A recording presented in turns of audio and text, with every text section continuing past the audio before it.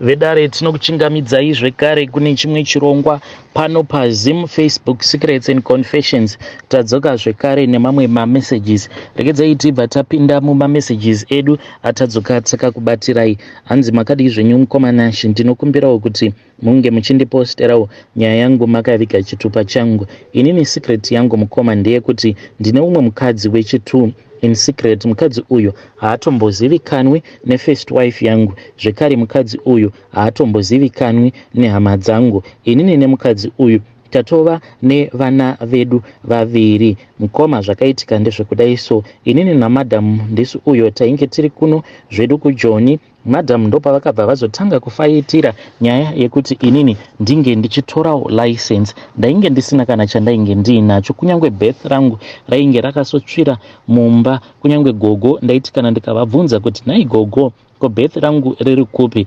gogo vaitadza kana kundipa mhinduro. Ende ivo gogo vakazosvikawo pakunofa vasingatozivi kuti mabirth awa ainge ari kupi. Kana grade 7 ndakatotadza kutonyora nekuda kwebirth certificate. Saka ndakazoti inini namadhamu tigere kunoku kuJoni. Madhamu vakabva vati ndaneta neupenyu uhu hwekuti tinongorarama tisingazivi kuti ramangwana richange rakatibatirei. It is far much better kuti tinge tichizvigadzirira future yedu. Then madhamu vakabva vati nai baba mwana, hazviitewo here kuti mungoita sezviri kuitwa nevamwe varume zvekuti vanongoendawo vachinotora malicense then vobva vauya vobva vatangawo kudhiraivha. Nguva yacho iyoyo izvi zvekudhiraivha matrack aiwa zvainge zvisitomborina kana kuwandirwa. Matrackers mazhinji vainge vari varungu. Saka ndo panguva iyo pandakabva ndaenda kumusha, madhamu vakashanda mukoma. Mudzimai wangu handidi kana kumbomunyepera. Kunyange ipapo pandakazoita musikanzwa, ndakati ndakagara so ndokubva ndatarisa mukadzi wangu wechinumber 2, ndikabva ndaona kuti mwana uyu imhenya chaiyo, akanakisisa runotopetwa more than 5 times kudarika runako rwemudzimai wangu. But ndakati ndakamutarisa ndikati mwana uyu kuzonosvika achizondida, handiti akandida nekuti inini basa iri randinoita rinondipawo zvimari. Saka regedzai ndinge ndichirespekta uyo akazondisvitsa pachinzvimbo chandiri kusvika muzuva ranhasi. Saka ndakabva ndaona kuti mudzimai wangu there is no need yekuti ndinge ndichimuramba, even though second wife yangu akatombozama kuti ange achindimanikidza kuti ndinge ndichiramba first wife, zvekuti dzimwe nguva ndaiti paya pandinenge ndiri muZim for madeliveries kana kuti ndichidarikira kuenda kunana DRC or Zambia, aitoramba kutouya kuzondiona achiti ndichazouyako kana kuri kunzi kana maramba amai guru. And aiziva kuti ainge akabata mwoyo wangu uyu muruoko rwake, because aiwa mudzimai wangu akanakisisa kuita kunge ngirozi chaiyo. Apa akashongedzwa ndivo vaya vakaenda kuchina Mwari. Saka anonditrita nedzimwe nzira dzekuti dzinotoconfusa. So ndakabva ndati no, I have to be a principled man. Ndikabva ndangotozviudza kuti mudzimai wangu handimurambi. Saka chakazoitika ndechekuti ndakati ndamuudza kuti mudzimai wangu handingamurambi, ndava kutoita barika. Iye akabva ati handidi kuiswa pabarika. Ndikati zvino tichaita sei? Tarirawo kuti nezera rako watova nepamuviri. Iye akabva ati haundirambi. Ndikati saka kana ndisingakurambizve zvinoreva kuti unenge watova pabarika. Akabva ati inini pabarika handiende. So tararama kwemakore akati kuti mukoma tiri tose. Iye akanditi hama dzako handidi kana kudziona pafoni pangu. Saka iye ndo zvaakandiudza izvozvo. Handina kana kumbogara ndamuintrodusa kuhama dzangu, but kuhama dzake mukoma ndakatoendako nedzimwe shamwari dzangu. Pane umwe muchinda uyo wandakamboshandidzana naye a very long time ago, ndiye wandakangoenda naye ndokubva angorepresenta as if iye ainge ari hama yangu. Tikabva tatoroora paya. Hama dzake hadzitoziviwo hama dzangu. Ende mukoma ndo situation iripo iyo paground, ende ndo secret yangu iyo yandiinayo. Mudzimai wangu uyu ndakabva ndamutsikirira because iye ainge achiti anodawo stand muHarare. Ndikabva ndati kwete hazvigoneki. Ndokubva ndazovakisira imba mumasvingo. Ndichivavakisira mumasvingo ndakangoitirawo kuti paya pandinenge ndiri paroad ndinopfuurawo nekumba. Then ava madhamu vangu ava vadiki ndo vandakabva ndazotengera stand zvekare ndikuvavakira imba muHarare. Saka pandinenge ndiri mumasvingo ndo pandinenge ndiine mukadzi wangu mukuru, pandinenge ndava muHarare ndo pandinenge ndiine mukadzi wangu mudiki. So mukoma ndo secret life yangu iyo yandiri kurarama. Pose apa ndaimbozviona sekunge zvinhu zviri right, but ndava kukura mukoma Nashi zvekuti mazuva angu ekuti ndinge ndichiretire ndiri kuona kuti ava pedo, sezvo iniwo ndakazokwanisawo kuita zvimabhizinesis zvangu. Zvino ndinogara ndichingozvibvunza kuti ko kana kuri kunzi ndikaretire ndichagara kupi? Ndichagara kumasvingo here kana kuti ndichagara kuHarare? Madzimai angu awa ari maviri ose ndinomada mukoma, ndinomada zvakangoenzana, but I don't have any decision. Wangu uyu mukadzi mudiki ndinotombozama kuti ndinge ndichimuudza kuti vana vatovapo already, ngatichingoitai zvinhu izvi kuti zviite official. Ndoenda newe first kuhama dzangu, ndotoudza hama dzangu kuti izvi ndo zviripo, but iye manje anoti kana inini ndinogara pano pamba pangu. Ndinokumbirawo advice kubvawo kune dare renyu muri yeZimbabwe. Ndoitawo sei nemukadzi wangu uyu mudiki? Ndinomuda mukoma Nashi, ndinomudisisa, but iye manje ane kamwe kakusanzwisisa kaanondishandisira. Hama dzake they are not helpful at all. Vainge vachimbomumanikidza kumashure uko tisati taita izvi zvekuvaka, but ndakazoti ndamutengera stand nekuzomuvakisira imba. Ivo vakabva vazoenda on the other side, navo vava kutosapota point yake. Last time pandakambotaura nasisi vake vakabva vati imi mukaona munhu achiramba zvimwe kuda mweya wake unenge uchitomuudza kuti kana ukaenda ikoko unonoroyewa, musiyei munhu azvigarire pamba pake. Chakakosha ndechekuti munhu akakuzvarirai. But mukoma Nashi, I don't know what to do anymore. Ndinoregreta kuti mudzimai wangu uyu mudiki dai ndisina kungomisa iye pamatitle deeds, because zita rangu haritomboripo pamatitle deeds, because izvi ndakazviita tiri murudo. Ndabva mukufadzwa naye ndikati mudzimai wangu ndafunga kukutengera imba. Zvino ndakazoti ndava kuenda naye kusiti kanzuru apo patainge tichitsvaka stand. Saka ndakabva ndati inini ndinofanira kuenda pamberi, iwewe wobva wazoya kumashure kwangu. Akabva aramwa, akabva ati saka ndava kudzokera zvangu kumba kwedu. Nekunyara ndakabva ndangotiwo iye ange achingonyoresa zita rake nevana vedu ava vatakazvara. Saka pamashares emba iyo yekuHarare handitomboripo zvachose. Iye anoita zvaanoda neimba iyoyo. Saka handichazivi kuti mistake iyi yandakaita ndo iri kukonzeresa here kuti mukadzi wangu uyu mudiki ange achiva that stubborn. Ndinotsvakawo rubatsiro mukoma Nashi nema-advices. Hey vedare, ndo message iyo yandakatumidzirwa ichibva kuna mukoma vedu. Zvakangoma hazvo vedu we. Hanzi imba yandakatengera mudzimai wangu mudiki, my secret wife, inini handipo pamatitle deeds. Hey, saka mukoma kana kuri kunzi nerimwe zuva kana mukazongodarika neko mobva matoona pagere umwe murume, munoita sei? Because mutemo unenge uchingoti imimi you are not the owner, munenge muchitotresipasa paimba yamakatenga. Apa pari very suspicious mukoma. Dai kwanguri kunzi munokwanisa chimbozamai kuita ma-secret DNA. What if vana ava kana kuri kunzi maybe hama dzacho dziri kusapota zvese zviri kuitwa naamai nini, ko kana hama dzichizviziva kuti vana ava havasi vana venyu, since imimi maingogara muri paroad, how do you know? But please ngatitaurei navo mucomment section mukoma vedu ava. Please musazo tora my advice too serious, because ndo paya pekuti munhu anozongosvika kumba obva atotema mudzimai wake nedemo achitoti vana ava havasi vangu. So please help me to help our dear brother in the comment section. Hey, zvakangoma hazvo. Regedzai tibva taenda panyedu inotevera. Nyedu inotevera yakamira sekudai so. Hanzi makadi zvenyu mukoma Nashi, ndinokumbirawo kuti munge muchindiposterawo nyaya yangu makaviga chitupa changu.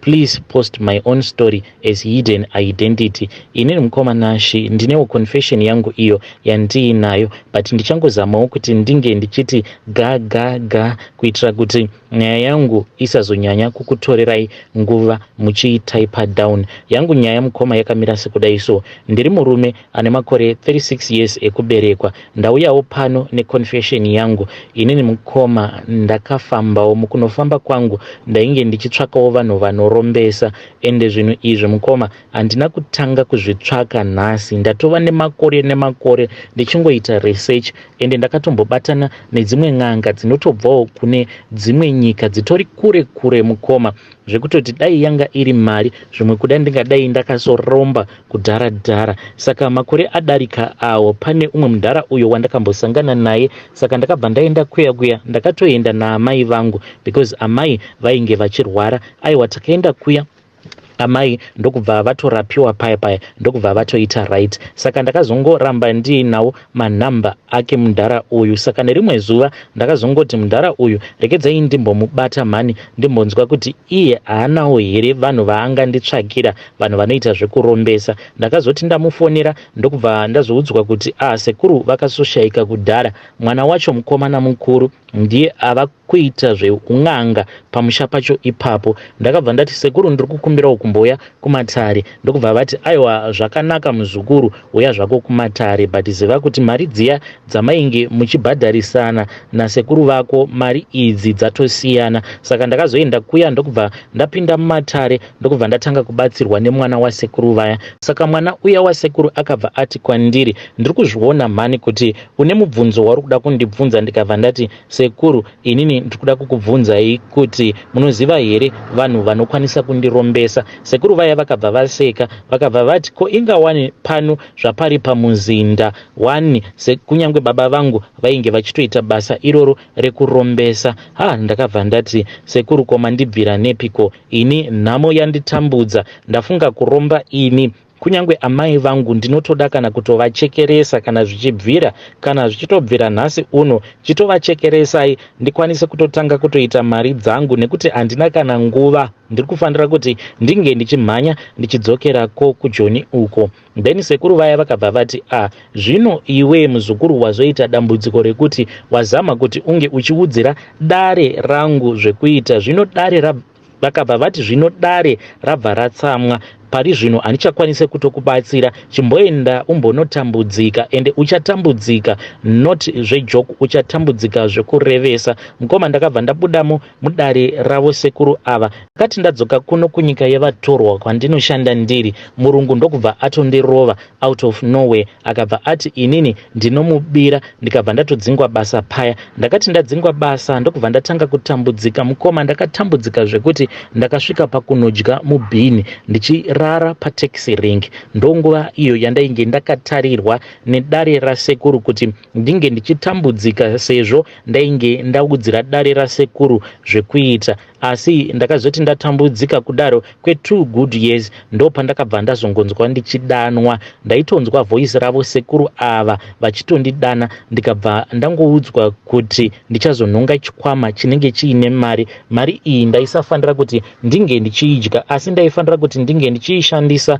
kubhadhara tiketi rebhazi ndikasike ndadzokera kumusha, kuitira kuti tikwanise manje kuchitanga process yeurombwa. Ndakajamba mukoma, ndikati naimi Mwari, koma ndibvira nepiko? Ndini uyo ndakazoti one day ndichifamba zvangu ndokubva ndatongoona umwe murume akatongodonhedza chikwama chake. Ndikabva ndachitsika chikwama chiya negumbo, ndikabva ndati ichi ndo chikwama icho chakataurwa nasekuru kuti ndo chandichanhonga mari yacho yandinenge ndawana irimo muchikwama umu. Handifaniri kuti ndinge ndichizoishandisa zvekare. Ndakabva ndatoona kuti muchikwama umu mainge muine mari yaikwana iyo kuita 1.2. Ndakabva ndatora mari iya ndikabva ndanobhadhara bhazi. Ndo mari yandakashandisa pandakambouya kumusha. Ndikabva ndaenda kumba kwavo sekuru. Aiwa, takabva tazotanga kuita mhiko dzacho. Ndikabva ndazonze dare rainge richiri rakanditsamwira. Ndikati zvino sekuru nhaindoita sei? Ndingadzokera zvekare here kuJoni kuti ndinge ndichinotambura?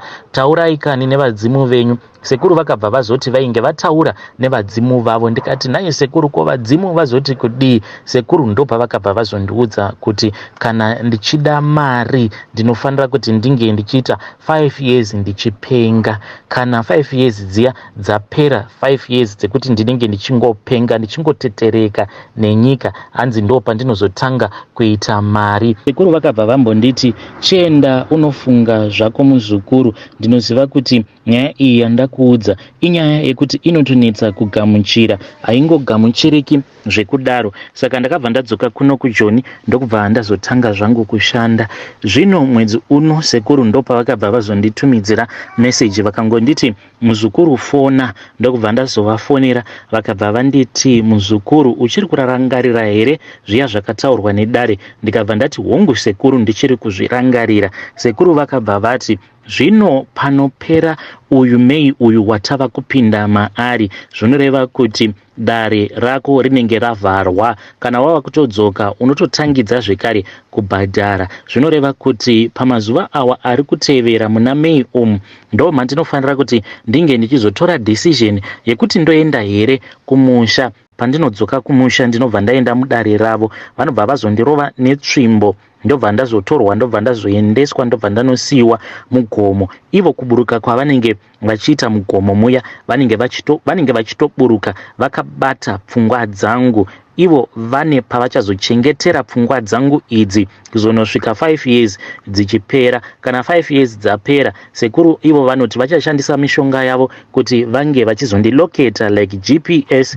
Zvino mukoma, ndo nyaya iyi yangu yandakatarisana nayo. Handizivi kuti ndo ngosarudza here kupenga for 5 years, then after 5 years ndobva ndazongoita right, ndobva ndatotanga kutoita mari dzangu. But ndinotya kuvimba nemunhu wenyama. Ko pa 5 years idzi kosekuru ava kana vakazotanga kurwara, kana kuti kana vakafa, kana kuti vakasangana nedambudziko rekuti havakwanise kuzouya kuzondinunura, chii chichazoitika kwandiri? Because ndikasanunurwa zvinoreva kuti kuzonosvika ndichizofa ndinenge ndichingopenga.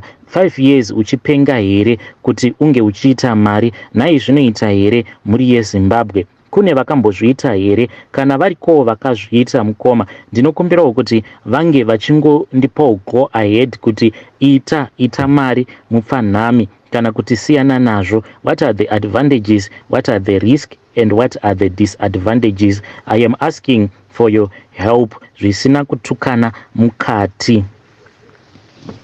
Hey vedare, ndo message iyo yandakatumidzirwa ichibva kune mwanakomana uyo. Hanzi ndakatombofunga kusacrifice amai vangu. Pari zvino ndafunga hangu kusacrifice pfungwa dzangu. Ndichapengeswa for 5 good years, then after 5 years sekuru vanobva vandiloketa.